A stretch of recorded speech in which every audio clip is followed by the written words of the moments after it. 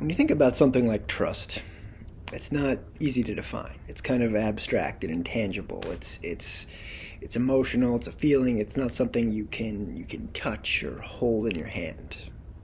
Or is it? That's what we're here to discuss today on Hipster Tactical.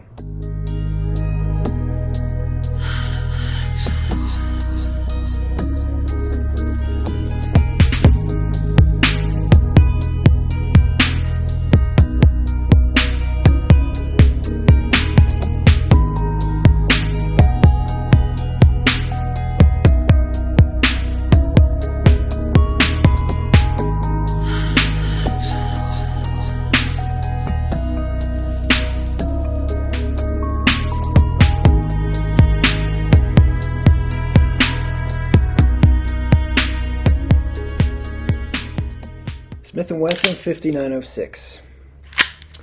And as the intro kind of foreshadowed, I think this one might get kind of philosophical because we're really going to talk about the intangibles that are what I think make this gun unique, interesting, and ultimately still worthwhile even in today's market. If you're not familiar with these things, they are all steel, all forged stainless American freaking awesome steel. The slide steel, obviously, the entire frame is all forged stainless steel. Even the small parts are all stainless steel. The hammer and the trigger are black, but they're still just steel. And the sights, the linkages inside are all steel. I mean, this thing is a tank. And I guess the question is why would you want something like that? Why does that matter in this day and age? And I challenge you, if you have not held or shot one of these before, get one in your hands and hold it, heft it, and shoot it if you can, and tell me you don't like it.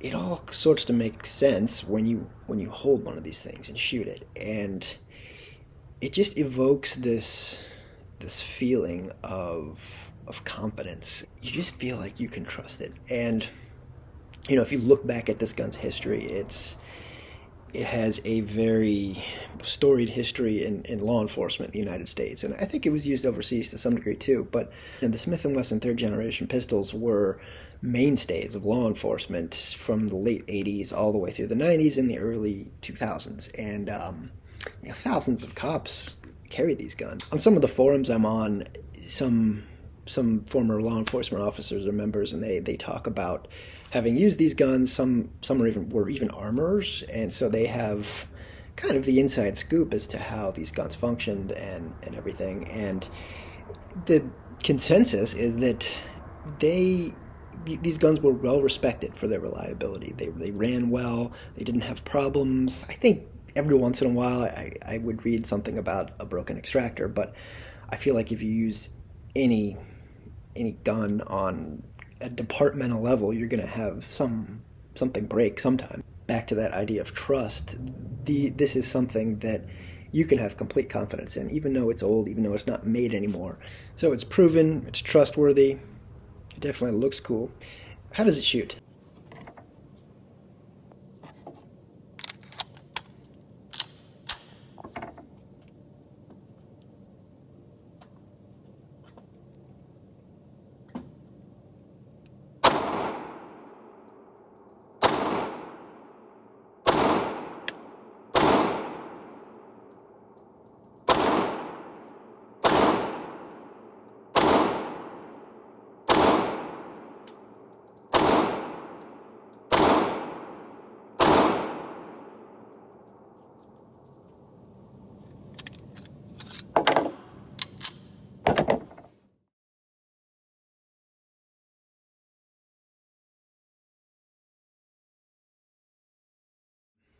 In a word, well. It shoots well.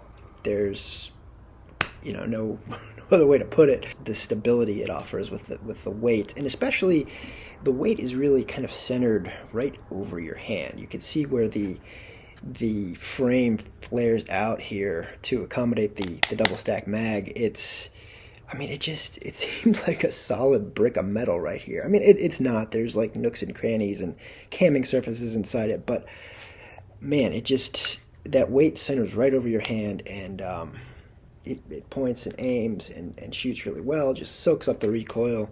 Very soft shooting. I think if you want something that's just a nice shooting, low recoil gun, if you're a new shooter or that's just what you want, this is a great option. That said, I can't say there's anything exhilarating about shooting this gun, and it's very well mannered on the range, and there's nothing not to like about it necessarily, but it's not some metaphysical experience of I told you we're going to get philosophical. This feels really good. You're not going to come away disappointed. It's satisfying to shoot. That weight just kind of begs you to just keep shooting it. But there's nothing just out of this world about shooting this gun. The trigger is good. You got to have the mag in, because these things do have a magazine disconnect, which a lot of people hate. It doesn't really bother me one way or another, but worth mentioning. Anyway, the single action trigger on it is real nice. The reach is good, especially with these straight back grips that you can get. They came in like an arch and in a straight back. I prefer the straight back. It gives me a little bit more trigger reach. But again, like the Beretta 92, I can get my finger all the way around that trigger face and pull it straight back. Break is good. It's not quite as crisp as what I find on the Beretta 92, but it's good. And the reset in single action on these things is just super short. It may be the shortest reset that I know of on a hammer-fired gun. To me, the double action trigger on the Smith & Wesson 3rd generation pistols is really good. I feel it's better than what you're going to find on a contemporary Beretta 92 or even a SIG P226. And the reason for that is it's just so smooth. There's zero stacking. It's very smooth, very consistent.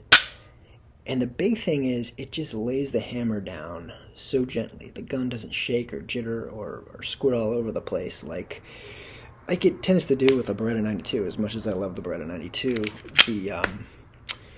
the double action can throw you off, and I think a reason for that is because this gun seems to have less over travel. When you're pulling through the double action stroke, it releases the hammer closer to the fullest rearward extent of the trigger's travel. So you get less of a jump to the backstop, less sight wobble, or less gun jerk, which translates to less sight wobble, and it just shoots really well in double action. If I decock between shots, I can put up some really tight groups in double action only with this thing, and better than I can even with a Beretta 92. In that respect, I think the Smith & Wessons are superior to their contemporaries in the Beretta 92 series and the SIG P200 series, which they were main competitors back in the Wonder 9 era of the late 80s and early 90s. On that note, I tend to think there's kind of this unsaid consensus that maybe the Smith & Wesson 3rd gens were kind of not as good as the SIGs and Berettas back in that time. And maybe I'm speaking out of turn because that was before my time, but I tend to think these were kind of seen as the everyman duty gun, and like the SIGs were kind of seen as more elite. Berettas probably were too. They're European. Even Glocks, I think, when they came on the market big time in the early 90s, early to mid 90s, they're Austrian, and the Euro bad guys in the second Die Hard movie. The infamous quote about the Glock 7 made of porcelain. But that aside, they were Glock 17s in that movie, and they were just kind of new and interesting. And I think they had that cachet about them that these guns, the Smith & Wessons, didn't. But they're really good guns. And also it's worth mentioning that this is about the size of a mid-size SIG.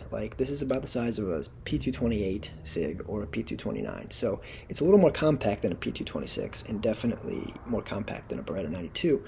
And also the slide is pretty slender. So this is about 1911 width of the slide, and it's about the same width as some of your Micro 9s today, like a Smith & Wesson Shield or a P365, whatever. So this gun's pretty comfortable to carry inside the waistband, and A Beretta 92 is big. Even the Beretta 92 compact is big. I had a few of those thinking I'd carry them, and they're big guns still, and the fat. So again, I think the from a practical standpoint, if I was going to carry an old school Wonder 9, I think it might be this, even over the Beretta 92 that I love so much. I've had a P226, a great gun, but just a little, the trigger reach and just the overall ergonomics, I don't think suit small-handed people as well. At least me. Your mileage may vary, but for me, I've kind of found that the single stack SIGs, P239s, P225s, P220s, they're where it's at for me. But when you get to the double stack service pistols, I prefer Berettas and Smith & Wesson third gens. And Browning high power. I love the high power too. So where does that leave us? I think this is a great gun. And in conclusion, with this cold stainless steel beauty, I'm tempted to make a heavy metal reference, but I don't think that's accurate because this thing it's more laid back than that. It's more sedate. It's more, in my written review, I compare it to yacht rock, and it just has that kind of subtle sophistication that's mild mannered. It feels good. It feels right. It does what it's supposed to do, and you just can't help but love it. And I love it. And if you get your hands on one, I think you'll love it. So check. You can find these online. There are lots of these available online, and prices have gone up in the past 2 or 3 years. Everything did because of COVID, but I got this one for $500 on. This company somewhere in Pennsylvania had a big shipment of law enforcement trade-ins, and there's a little bit of patina on it, but it looks great. And honestly, I think that kind of makes it look cool. But no major issues cosmetically, but yeah, you can find one of these things, a good one, for $400 or $500 if you look, and I don't think you'll be disappointed if you decide to pick one up. So, let me know what you think about the 5906 in the comments, and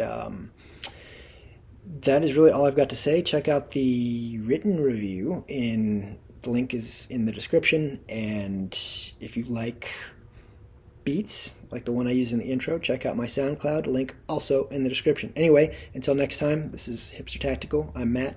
Talk to you later.